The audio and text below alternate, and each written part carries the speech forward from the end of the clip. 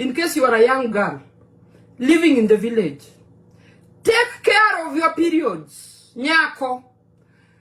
Go at an expense of even digging a hole for hizo viraka zako za periods, or throw those things kwa pit latrine. Human beings are...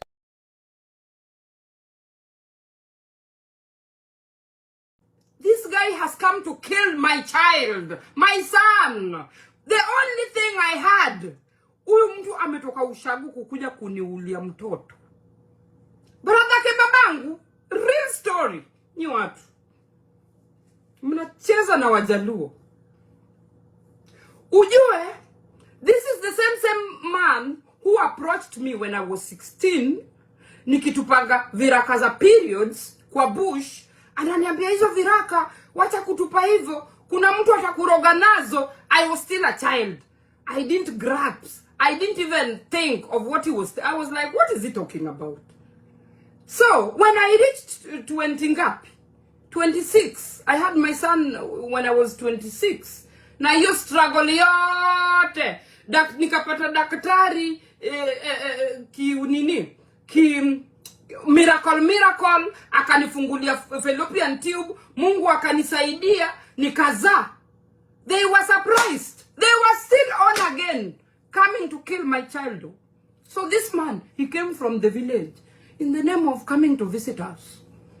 Na mimi kama mtoto mdogo, I was still young, 26, bado wewe ni mdogo. Mtu huwa ashikanishi kama kuna uchawi, kama kuna urogi. At that age, if you did not grow in, ukionanga kuna wachawi, ama ukiambiwanga kuna wachawi, those are things that don't cross your mind.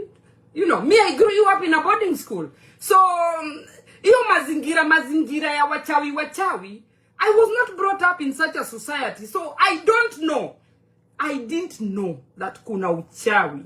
But kuna uchawi upo.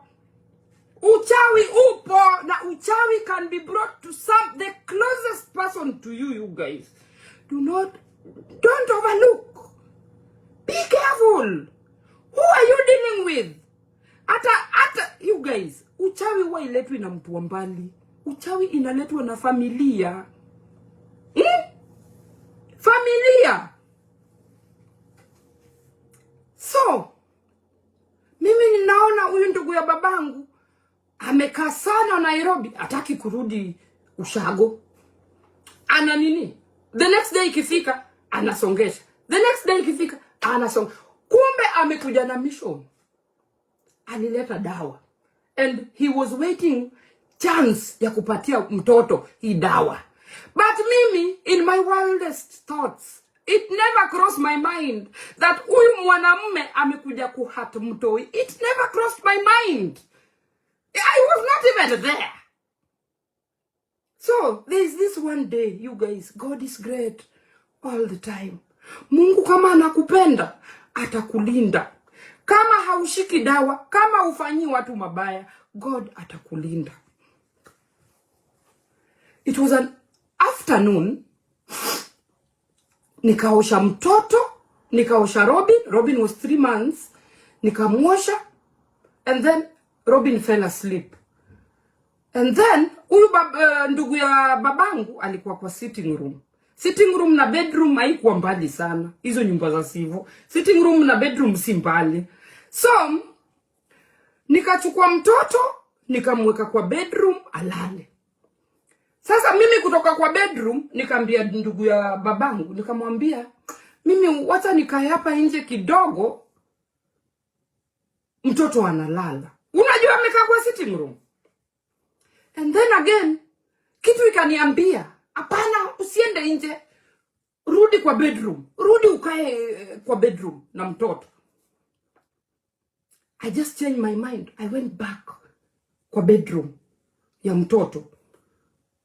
Nikakaa, I sat, and my son was sleeping peacefully. And I was just sitting there. Why? I don't know. Watching my child. Alafu nikasukuma mlango. Ni watu. Guess what I saw? brother ke babangu, damu, wamezaliwa toka nitoke. The eldest brother to my dad. Mimi nashtuka tu. Mtu anaingia kwa bedroom. Anaenda kwa mtoto. Wacha nishtuke. Wacha nione. Kumbe ulikuwa hapa. I was like, what is this all about? What is this all about? Huyu mtu anakuja kufanya mtoto nini? Ni watu. Mtu anakuroga, hayuko mbali na wewe. Mtu anakuroga, anatoka katika familia. Imagine, wamenizibia uzazi all those years. God akanibless na mtoi. Bado mtu anakufuata Nairobi anataka kuua mtoto. For real? For real? Ni watu. Praise the Lord. Praise the Lord again. Huyu mtu alipanga virago akaenda zake. Akarudi bara na hizo madawa zake. In case you are a young girl living in the village, take care of your periods. Nyako. Go at an expense of even digging a hole for hizo viraka zako za periods, or throw those things kwa pit latrine.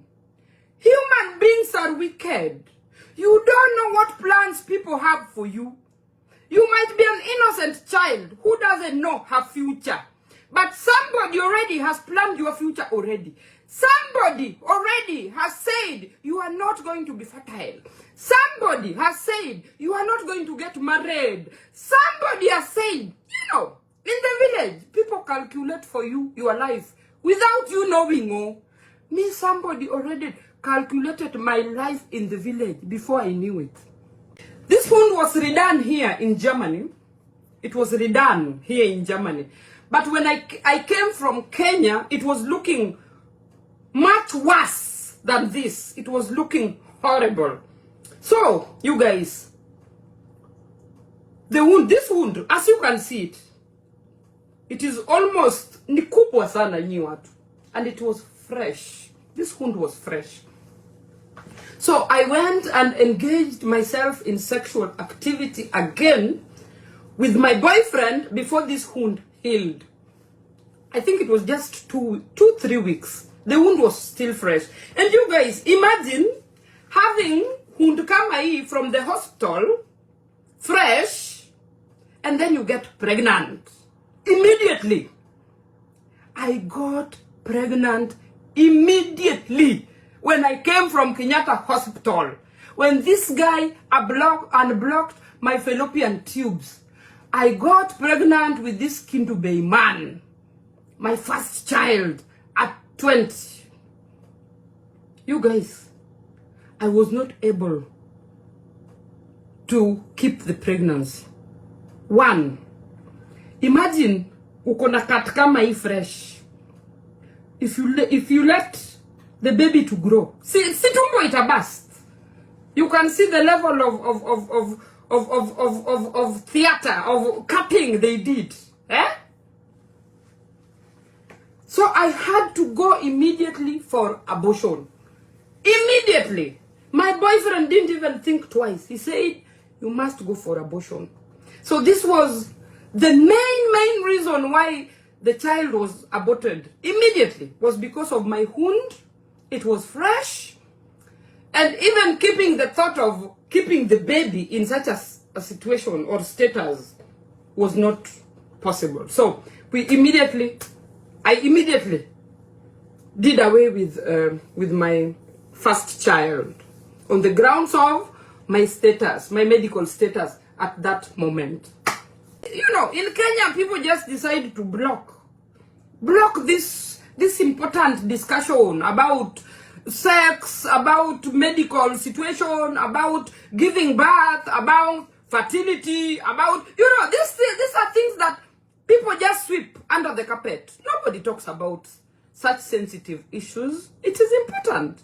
You raise your eyebrows and ask your daughter about her fertility, or take her to the doctor to check her fertility, her status, her medical condition.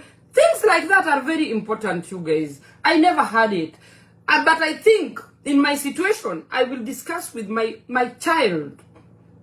Hizi vitu za wanawake, periods, fertility, men, penises, sex, feelings, falling in love. I will talk to my daughter step by step about these things. It is very important. There's a guy who thought, you guys, the things people do at Kenyatta Hospital or just in hospitals general to patients should be talked about. I was writhing in pain and somebody was busy with his finger in my vagina, you know, and masturbating at the same time. I remember so well, somebody really busy fingering me with almost 4 fingers, you know, on my, I could say it was on my deathbed. You know, these are the things patients go through. I don't know if people ever talk about such things. I remember vividly. At Jama, I had the same fate. At Kenyatta, I had the same fate. Women are being taken advantage of in hospitals. Women get misused in their status where mtu anafikiri you are not sober enough to register what is happening around you.